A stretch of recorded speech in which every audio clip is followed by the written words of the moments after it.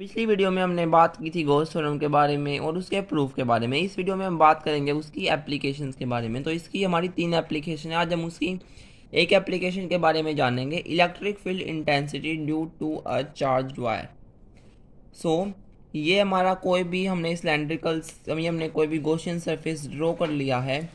ये जो बीच में है ये हमारी वायर है, दिस इज़ आवर वायर।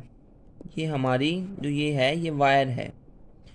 और जो इसके जो इन दोनों के बीच का जो एंगल है इलेक्ट्रिक फील्ड और जिसके, ये हमारा 90 डिग्री है। और जो इस वायर से जो डिस्टेंस है वो आर के बराबर है। और जो यहाँ पे भी है इलेक्ट्रिक फील्ड और इसके बीच में जो एन कैप के बीच में जो हमारा ये है एंगल, वो 90 डिग्री है। ठीक है। और जो ये हमारे यहाँ पे हमने एंगल लिया है वो हमारा 0 डिग्री है। तो अब देखते हैं भैया अपनी डेरिवेशन कैसे आपको अपने एग्ज़ाम में लिख के आना है, पूरे जिससे आपको पूरे नंबर मिले अगर आपके एग्ज़ाम में डेरिवेशन आ जाए तो। Let us consider a linear charge distribution having linear charge density. Linear charge density को हम लैम्डा से रिप्रेजेंट करेंगे, जैसे कि आपको फिगर में दिख रहा होगा। Imagine a symmetrical cylindrical Gaussian surface. ये सिमेट्रिकल भी है, अगर आप इसको कहीं से भी काटो दोनों तरफ से सेम मिलेगा। सिलेंड्रिकल आपको दिख रहा है और ये गॉसियन सरफेस है। ठीक है। ऑफ लेंथ है इनक्लोजिंग द लीनियर चार्ज, और इसकी जो लेंथ है वो एल है। You have calculate electric field. आपको इलेक्ट्रिक फील्ड कैलकुलेट करनी है हमें किसी पॉइंट पी पर at a distance R from the linear charge distribution. हमें इलेक्ट्रिक फील्ड निकालनी है एट अ पॉइंट पी पर जो जिसका डिस्टेंस आर है from the linear charge distribution. ये हमारा लीनियर चार्ज डिस्ट्रीब्यूशन है जो कि वायर में हो रखा है, जिसको हम लैम्डा से रिप्रेजेंट करेंगे।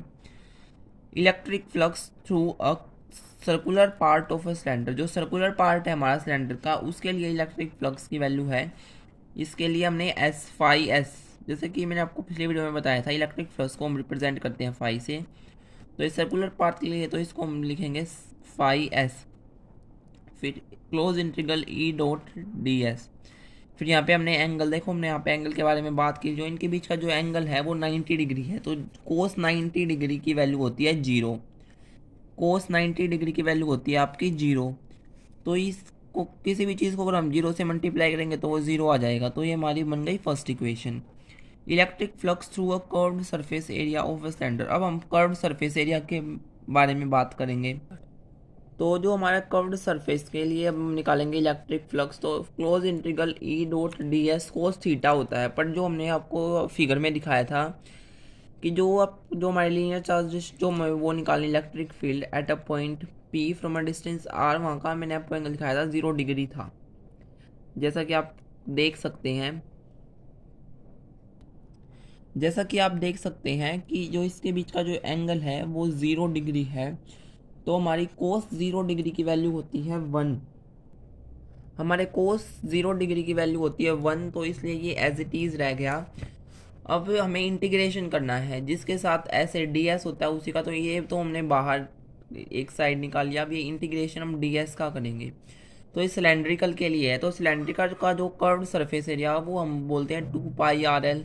तो हमने डी एस की जगह पे ये पुट कर लिया है 2 पाई आर एल। ये हमारी सेकेंड इक्वेशन बन गई। अब हमें phi net electric flux net निकालना है। तो जो हमारा सरफेस एरिया का था, उस सरफेस एरिया का था वो हमारा 0 हो गया था, क्योंकि कोस 90 था उनके बीच का जो एंगल था वो जो कि 0 होता है। तो अगर किसी भी चीज़ को हम 0 से मल्टीप्लाई करेंगे तो वो 0 आ जाएगा। तो जो हमारा इसके लिए वो तो 0 हो गया। और जो हमारा कर्व्ड सरफेस एरिया के लिए है वो ई 2 पाई आर एल हो गया। तो हमारा यही निकल के आ जाता है, ये हमारी बन जाती है थर्ड इक्वेशन। अब हम गोस थ्योरम की जो जो जो गोस थ्योरम मैथमेटिकली एक्सप्रेशन है उसका हम यूज़ करके इलेक्ट्रिक फील्ड निकालेंगे। तो phi net is equals to close integral E dot D S. ये वैल्यू हमने इसके इक्वल पुट कर दी, जैसे कि गोस थ्योरम ने आपने पढ़ा था। Close integral E dot D S is equals to Q enclose upon में 1/में एप्सिलॉन नोट।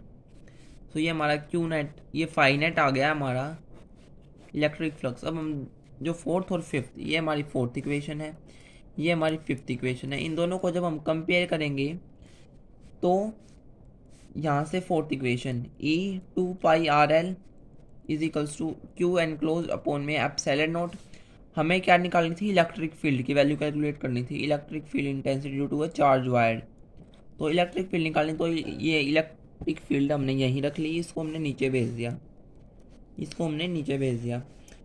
सो जैसा कि आपने अब पढ़ा होगा कि जो हमारा लैम्डा होता है वो क्यू अपॉन में एल होता है, क्यू अपॉन में एल, चार्ज अपॉन में लेंथ।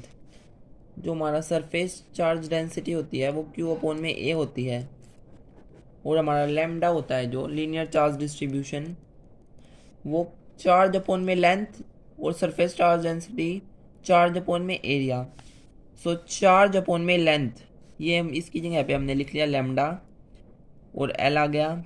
देखो यहाँ से ये जो है रिजल्ट, ये हमने